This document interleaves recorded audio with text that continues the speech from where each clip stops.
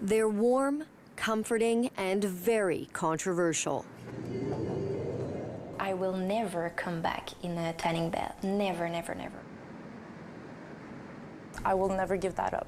No matter, even if they tell me like I'm not allowed tanning, I will find a tanning bed somewhere. The incidence of melanoma has clearly gone up. They are bending the truth. As a Quebec Crown prosecutor, Rachel Pitre loves a good fight, but this one is personal. When you go to a tanning bed, you play with your life, with your health. She didn't always feel that way. Rachel loves how she looks with a tan. In fact, she spent years using tanning beds. Her first visit at the age of 16, her last on her 31st birthday. At my last birthday, I decided to go to the tanning bed before my party. And it was the last time I went there because I learned a couple of weeks later that I had skin cancer. 6 tumors, 4 on her face, 1 on her breast, 1 on her thigh. I'm really scared. I don't like the sun anymore. I see him like an enemy in my life. Every month, only in Quebec, 18 people die of skin cancer, and it's month after month after month.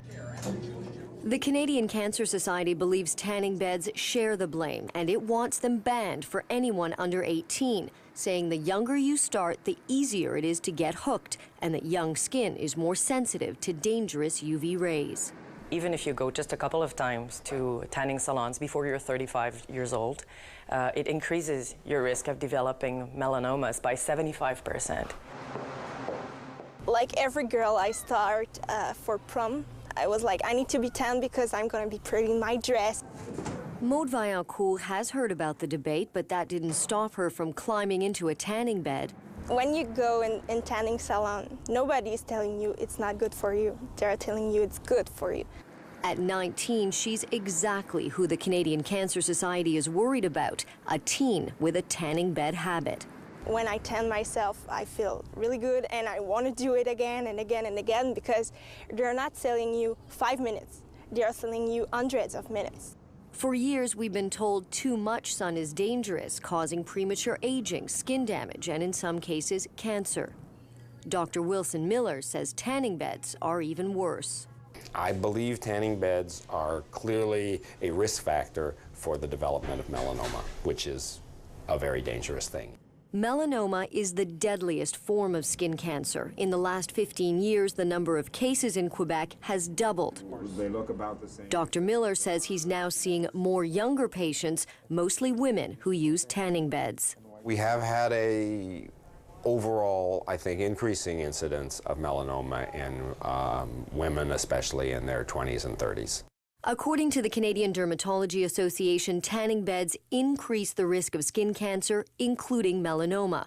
The World Health Organization says the UV radiation from tanning beds poses a risk of skin cancer and that no person under 18 years of age should use one.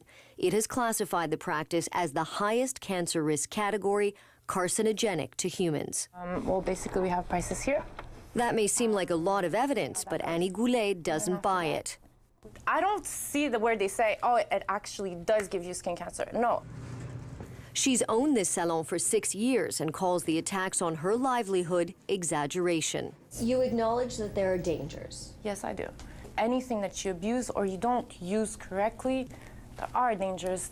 Everything in life has dangers. I actually believe that you can have a nice little golden glow without being very dangerous. In its defense, the tanning bed industry cites studies that show some exposure to ultraviolet rays is actually good for you, whether from a tanning bed or the sun, because it produces vitamin D. It's not giving you skin cancer if you're not overexposed. It can even protect you from skin cancer. The association also disagrees that age has anything to do with skin safety, as long as you tan in moderation. There's no relation with age. It's not true that there's an issue if you're under 18 to get tan.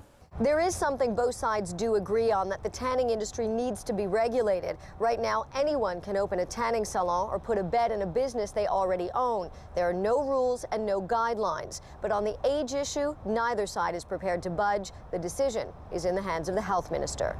The time is now. The timing is now. They have to act now, before summer, before prom night.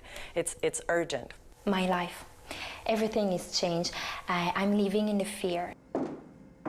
Rachel Pitre says she's reminded of her cancer each time she looks in the mirror. And while there's no proof tanning beds caused her cancer, she's telling her story as a warning to teens. If only one teenager who listening to me now decide to not go back in a tanning bed, it will be a big, big accomplishment for me. And in some ways, that's already happened, because at least one person has listened. Remember Maude, the teen who loved to tan? Hello, Vali. Rachel is her cousin, and now that her cousin has cancer, she's finally sworn off tanning for good. If that thing would not happen, I think I would go right now in tanning salon and I wouldn't be that much informed about it too. She's young and she has a beautiful life right now, and it's sad for her.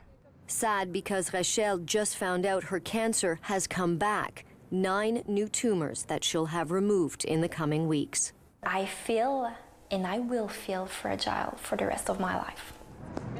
The quest for the perfect tan, casting a very dark shadow.